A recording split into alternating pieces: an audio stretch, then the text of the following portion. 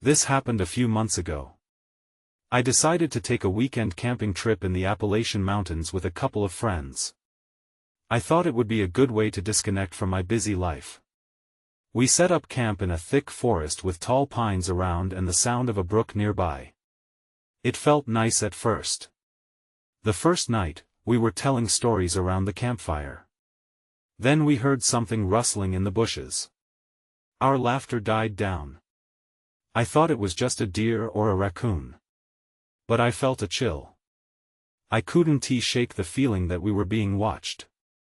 That night I kept hearing noises, little snaps and cracks, like someone was walking nearby. I'd look around but never saw anything. I tried to brush it off as normal night sounds. But it got weirder the next morning. I found strange markings on a tree near our camp. They were deep gouges, but I couldn't tell what made them. I showed my friends, but they just laughed it off. Just nature, they said. Later that day, I noticed my backpack was missing. I could have sworn I left it under the tree. My stomach dropped. My friends shrugged. Maybe it's just misplaced, they said. But it felt wrong.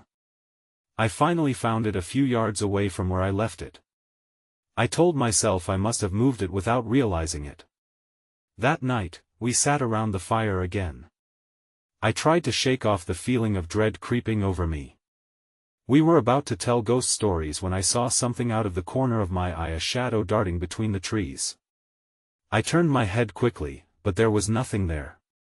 My heart raced. I couldn't concentrate on our stories anymore. I felt tense. My friends noticed I was acting strange. I shrugged it off, but I kept seeing movement at the edge of the camp.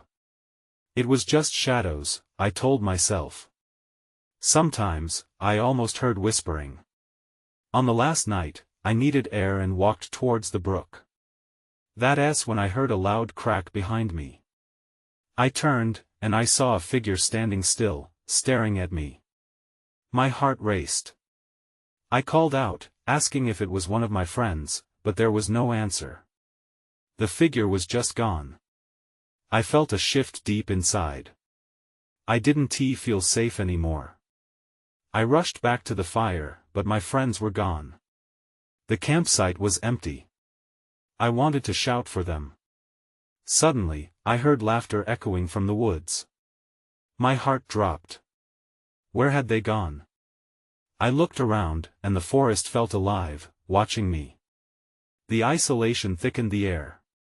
I was completely alone in the woods. I stood there, frozen for what felt like an eternity. The laughter echoed again, more haunting this time. I shouted for my friends, panic rising in my throat. No response. Only the rustling of leaves and the distant sound of the brook. I felt the urge to run, but part of me wanted to stay and wait for them. The fire flickered, casting strange shadows that danced around me. I took a hesitant step toward the direction of the laughter, hoping to find them. The darkness seemed thicker here, swallowing the light from the campfire. Every crack and snap made me jump. I squeezed my eyes shut for a moment, trying to calm myself. I moved a few feet deeper into the trees, calling their names. Tom? Sarah? My voice felt weak. I heard nothing but silence. That's when I saw it again, a flash of movement between the trees. This time it was closer. I was sure of it. I turned quickly, heart thumping, but whatever it was slipped away into the darkness. Taking a deep breath, I decided to check by the brook. I felt drawn to it, as if something was calling me. I picked my way through the underbrush, veering off the path we had taken earlier. My mind raced with thoughts. Were they playing a joke? Or was something worse happening? When I reached the brook, I squatted down, trying to steady my breathing. The water glimmered under the pale moonlight, but the reflection seemed off, distorted somehow. I felt a chill crawl up my spine. That's when I noticed something half buried in the mud by the water's edge. I reached down to pull it out. It was my backpack, soaked and muddy, but definitely mine. My hands trembled as I unzipped it. Inside, I found my things, but along with them was something else. A small, glimmering object caught the light as I lifted it out. It was a pendant, strange and old-fashioned with symbols I didn't recognize. Just as I began to comprehend what I was holding, I heard a rustling sound behind me again. This time it came from the direction of the camp. It wasn't the laughter, but footsteps heavy and deliberate. I started to turn, my heart racing, and that's when the shadows shifted again, revealing a figure standing not far from me, just beyond the reach of the light. It was silhouetted against the trees, obscured but distinctly human. It was tall and thin, and I could make out long hair cascading down its shoulders. My breath caught in my throat. I wanted to run, every instinct in me screamed to flee. But I stayed frozen, caught between fear and the possibility of recognizing whoever stood before me. A moment passed, feeling eternal. The figure tilted its head as if studying me. My thoughts raced back to the night before, the whispered echoes, the laughter. It all felt connected now. Then everything went dark. Suddenly, the campfire flickered violently and died, plunging me into a pitch-black silence, with only the sound of the brook nearby. I was enveloped in darkness, and I could sense that I wasn't alone anymore. I blinked in the darkness, struggling to adjust my eyes. Nothing. The silence was thick, almost suffocating. Every instinct told me to run, but my feet felt glued to the ground. I could hear my heart pounding in my ears, drowning out even the sound of the brook. That figure, it had been so close. Why hadn't it said anything? Fumbling with my backpack, I recalled the pendant I had just discovered. I held it tightly in my hand, its smooth surface cold against my palm. I felt a strange affinity toward it, as if it connected me to the mystery surrounding me. I took a cautious step back toward the brook, wanting to catch a glimpse of anything in the murky darkness. A soft glimmer caught my eye. Was it the moonlight? I couldn't tell. The shadows shifted again, and a feeling of dread settled in my gut. Had the figure followed me? Before I could think further, I made my decision. I had to get back to the camp and find Tom and Sarah. I turned to retrace my steps, but just as I did, I heard a whisper, soft and unintelligible, yet unmistakably close. It froze me in my tracks. I strained to hear, hoping to catch a recognizable word, but the whisper faded like fog in the sunlight. "Hello?" I croaked, my voice barely above a whisper. The darkness seemed to swallow it whole. I waited, every muscle in my body tense, anticipating a response.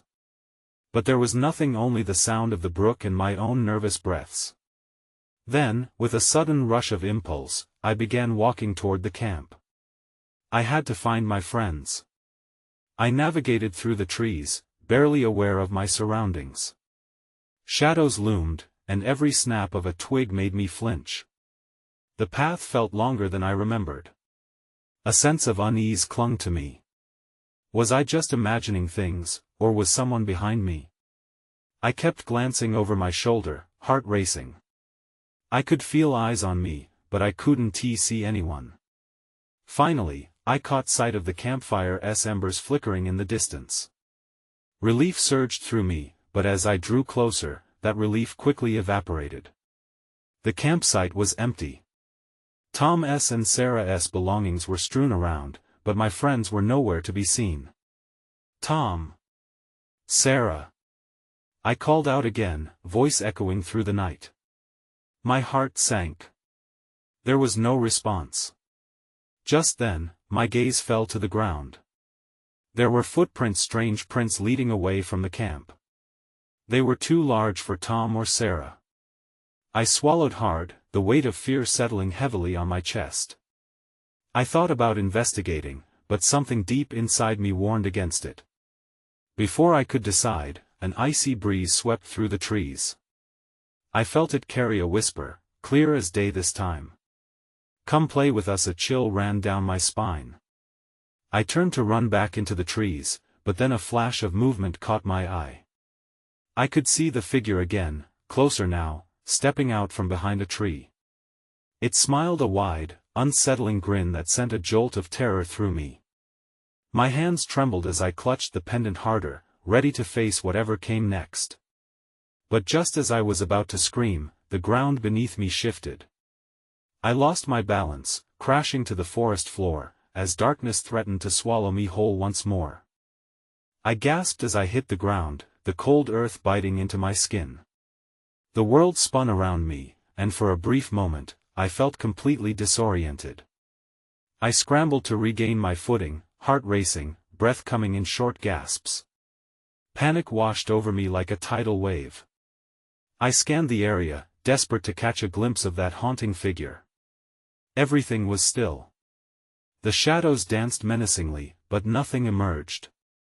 I could still hear that whisper, echoing in my mind, curling around my thoughts like smoke. "Come play with us, get up," I told myself. "You have to move." I pushed myself to my feet and stumbled toward the campsite, but it felt like I was moving in slow motion. The forest loomed around me, twisting and turning in ways that made it feel alive. I had to find Tom and Sarah. As I reached for the pendant again, something metallic caught my eye. I turned, and there it was, a small flashlight lying half buried in the leaves. My heart skipped a beat. That was Sarah's. I rushed over and picked it up. The familiar weight gave me a sliver of comfort. I twisted the cap, and the beam of light shot out, slicing through the darkness. Relief flooded through me. I called out, "Sarah." "Tom." More urgently this time, hoping the light would guide them back to me.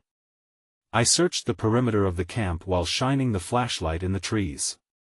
Then I saw a flash of movement not too far away. My pulse quickened again. I directed the light toward the source, but all I found was a shadow flitting between the trees. I played the beam back and forth, unwilling to give up. But it wasn't just the shadows that held my attention. There, on the ground, were more footprints, deep impressions leading toward a thicket further along the path. They were chaotic, as if something big had rushed through. I felt drawn to follow them, even though every instinct screamed at me to stay near the camp. "Stay close, stay with the light," I whispered to myself, edging forward. I was terrified, but curiosity pulled me deeper into the trees. The earth felt unstable beneath my feet, and I stumbled again, catching myself just in time. Suddenly, a loud crack echoed through the woods. I whipped around, shining my flashlight everywhere. "Who's there?" I called out, my voice sounding small against the vastness of the night. "Tom? Sarah?" The woods answered with silence. Then something flickered beyond the trees, a faint glow, pulsing softly like a heartbeat. My mind raced. It was getting late. There was no time to waste. I made my way toward it, and the air grew colder with each step. As I neared, that enticing glow morphed into something else altogether. I realized it was the same color as the pendant, an eerie, otherworldly shade. That's when I saw it. A small clearing opened up ahead, and in the center, the pendant was glowing fiercely, surrounded by what looked like dozens of those strange footprints. My breath caught in my throat. A weird realization settled in. I was being drawn into something far more complex than I ever imagined. "Get out," I thought, but the glow beckoned like a siren's song. Before I could turn away, I heard the whisper again, clearer and more inviting, "Join us," and just like that, instinct took over. I turned to run, but the shadows converged, and the chilling laughter came rushing back. I was no longer alone in the woods, and something was lurking just out of sight. I darted back into the trees, heart pounding, the flashlight beam flickering as my hands trembled. Panic surged through me with every snap of a twig underfoot. The shadows seemed to pulse, darting around me, teasing the edges of my vision. I couldn't let it catch me. Not now. Breathless, I rounded a thick tree trunk and pressed my back against it, trying to quiet my racing heart. I listened intently for any sounds, footsteps, whispers, anything. But only silence wrapped around me, thick and all-consuming. The echo of laughter floated in the air, lingering like a bad memory. "Get a grip," I whispered to myself. "You're not alone. Tom and Sarah are here somewhere." With a shaky hand, I waved the flashlight around, determined to find either my friends or a way back to camp. As I moved deeper into the woods, the darkness started to feel like it was closing in. I saw shadows skitter away, but it was hard to deny my mind was playing tricks on me. I had to focus. I took a deep breath and retraced my steps with the flashlight aimed ahead. Something shifted behind me, a rustle, then a soft whisper. "What are you doing?" The voice was shockingly close, sending a shiver down my spine. I spun around, the beam of light cutting through the blackness. "Tom? Sarah?" I called out, hoping against hope. Nothing answered back. All I could see were more trees, their twisted branches reaching out like fingers. I was about to turn back when I felt something touch my arm, a cold, clammy grip that sent an electric shock of terror through my body. I whipped around to face whatever had come this close. But the light revealed nothing but the thick underbrush and newspapers of leaves. I forced myself to move again, but I was losing my bearings. Panic gnawed at my mind as I tried to remember which way I had come from. The paths I was familiar with now felt foreign. I could barely keep my eyes from darting back into the dark spaces between the trees. Then I noticed something, a flicker of light, not far off. Hope surged. I moved toward it, my pace quickening, thinking it must be Tom and Sarah. The glow illuminated a small space between the trees. I emerged into a hollow.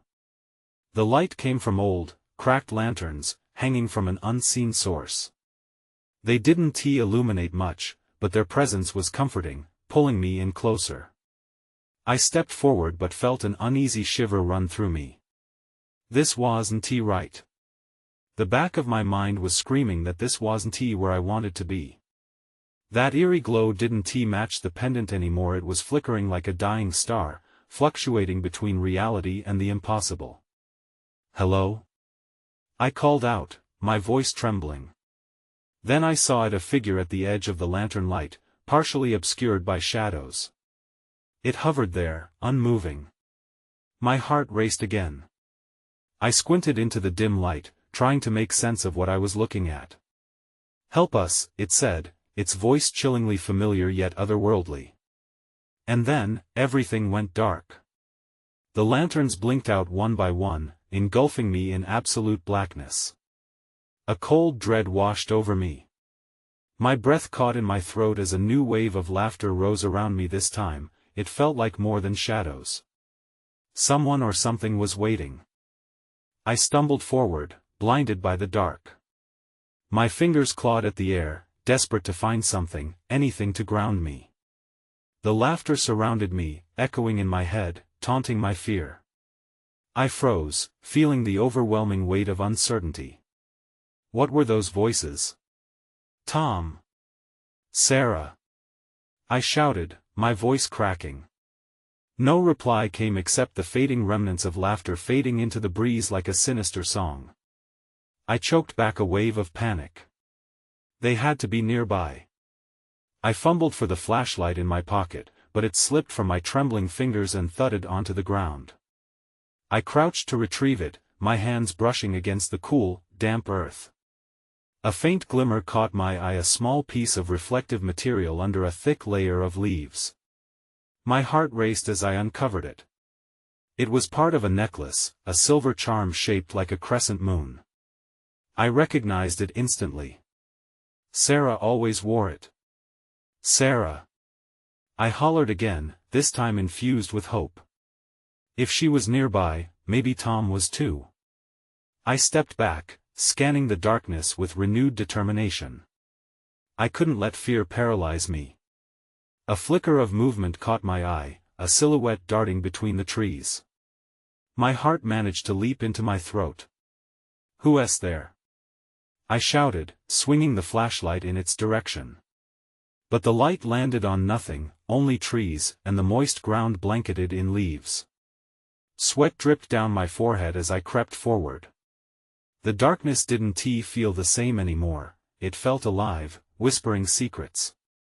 I moved cautiously, keeping the flashlight steady. Suddenly, I heard it again, a whisper, but this time more distinct. "Help us!" The voice seemed to swirl around me, filled with anguish. A chill gripped me, invading my very core. I began to back away instinctively, my heart in full fight-or-flight mode. "Stop it!" I shouted into the void. "Where are you? Show yourself!" The whisper faded, replaced by the rustle of leaves, growing louder. I turned back toward the flickering lanterns, regret gnawing at me.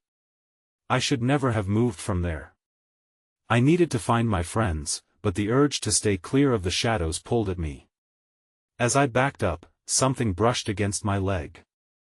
I wheeled around, aiming the flashlight downwards, breathless.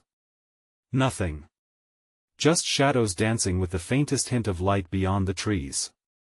And then, I saw it again, a figure emerging slowly from the darkness, its movements calm yet unsettling. "Are you okay?" I called out, my voice trembling. I took a cautious step forward.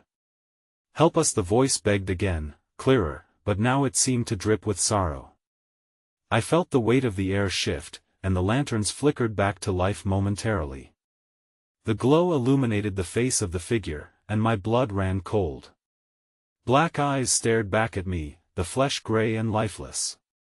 And that's when I noticed it was wearing a jacket with a name tag stitched on Tom's name.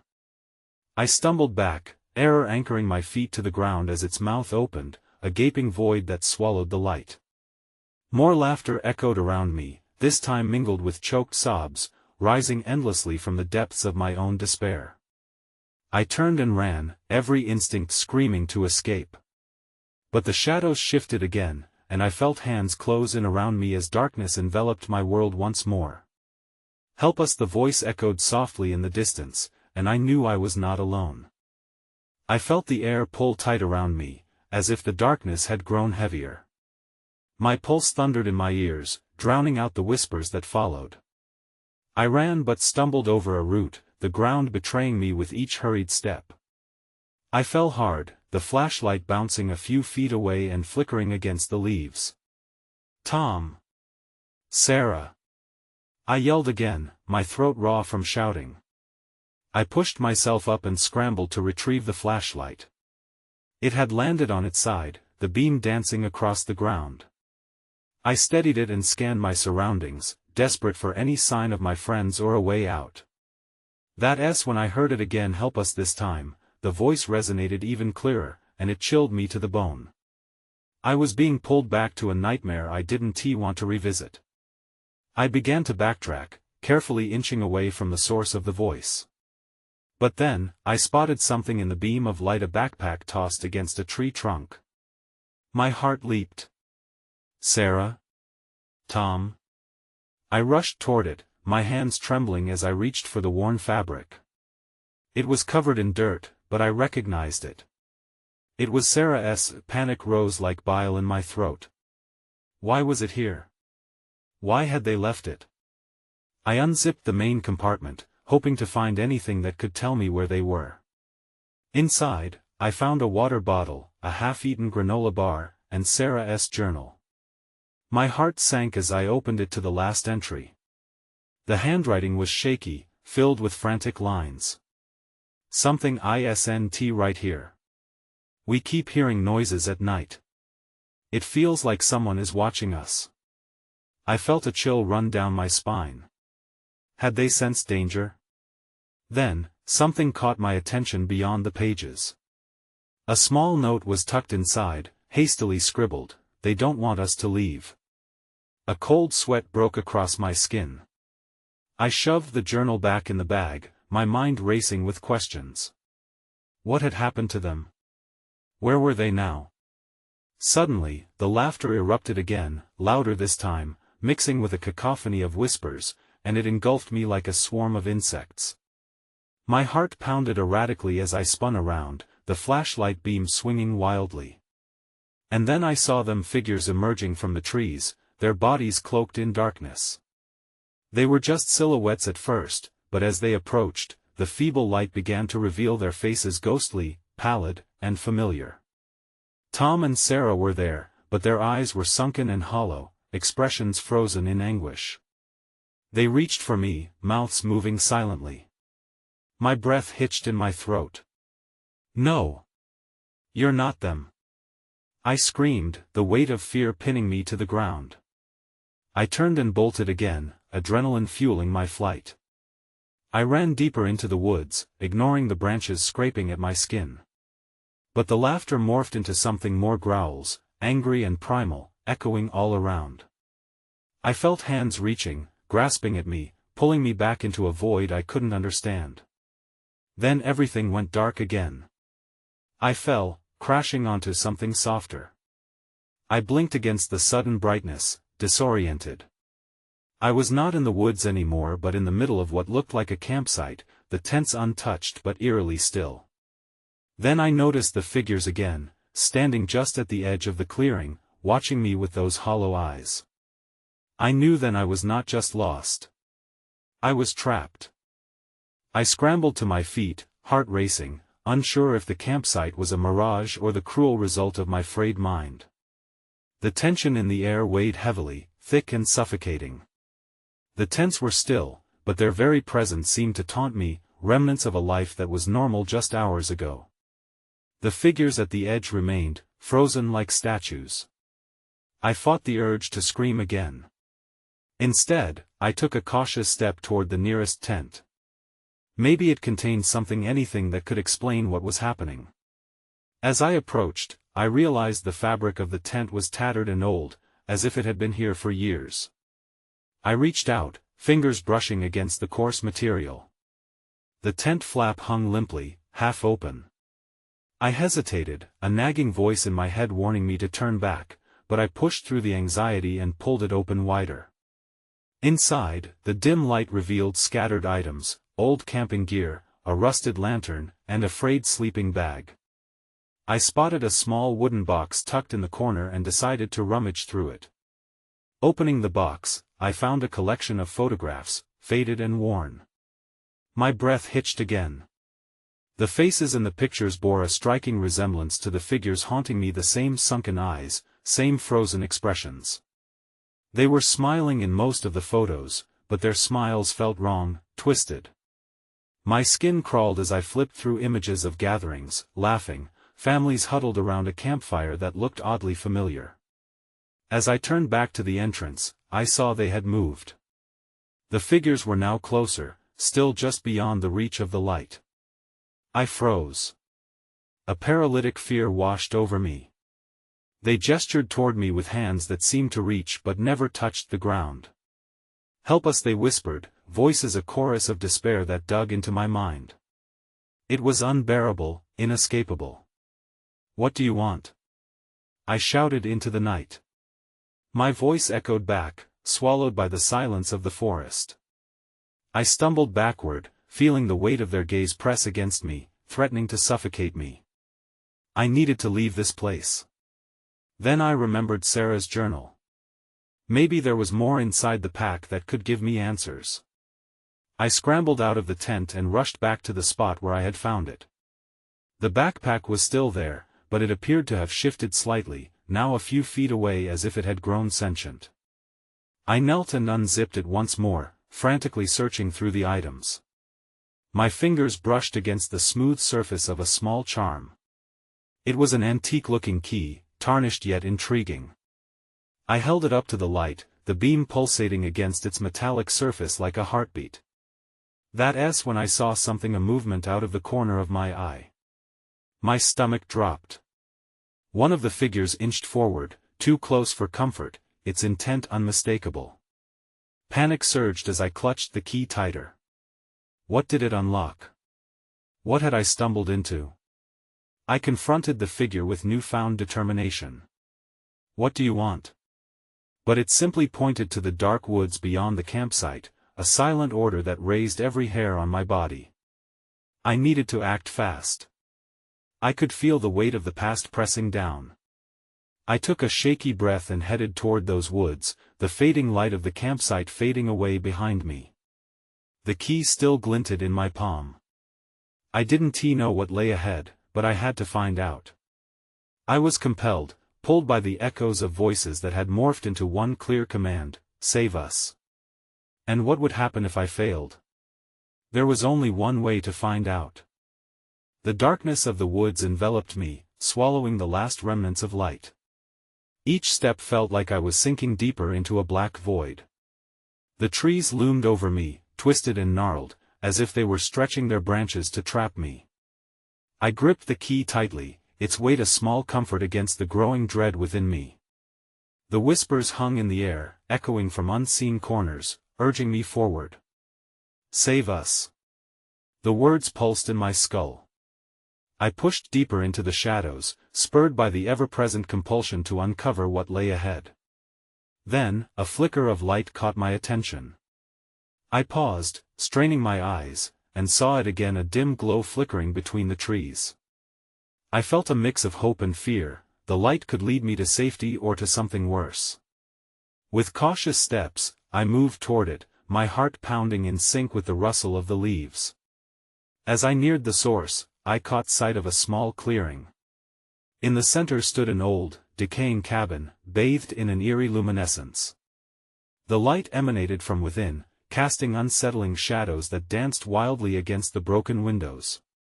I hesitated at the threshold, but the voices urged me on, and I pushed the door open. It creaked ominously, revealing a scene that was both bizarre and chilling.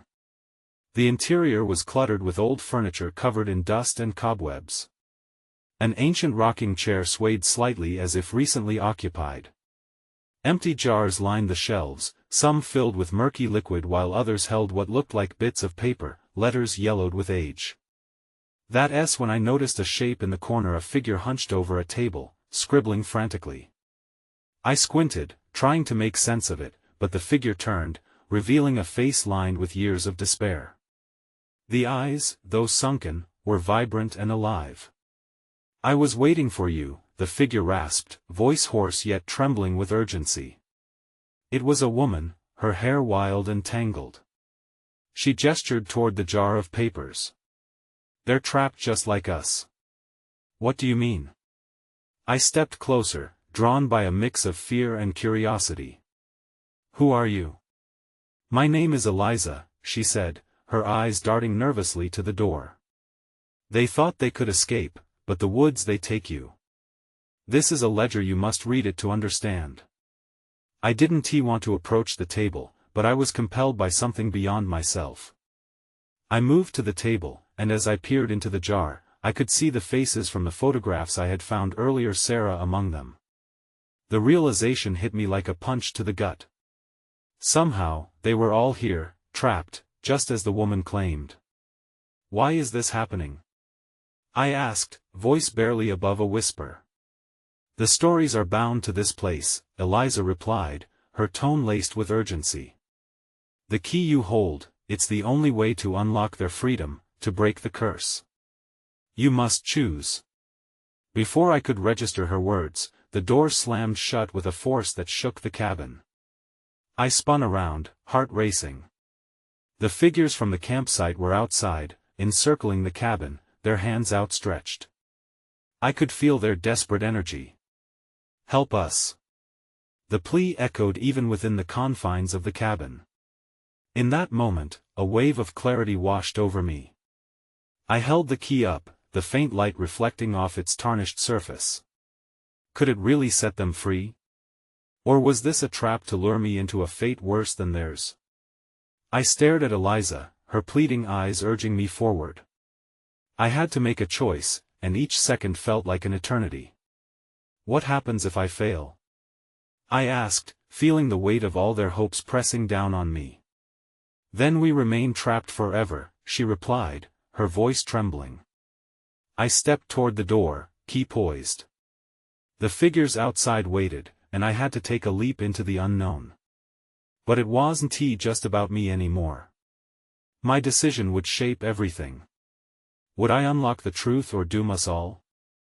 I stood in the dim cabin, caught between two worlds, the living and the lost. Eliza's desperate eyes bore into me, and outside, the silent figures waited, shrouded in shadow and sorrow. Each heart-wrenching whisper reminded me of my friends. Save us. They had become more than just shadows, they were reflections of a fate I could know all too well.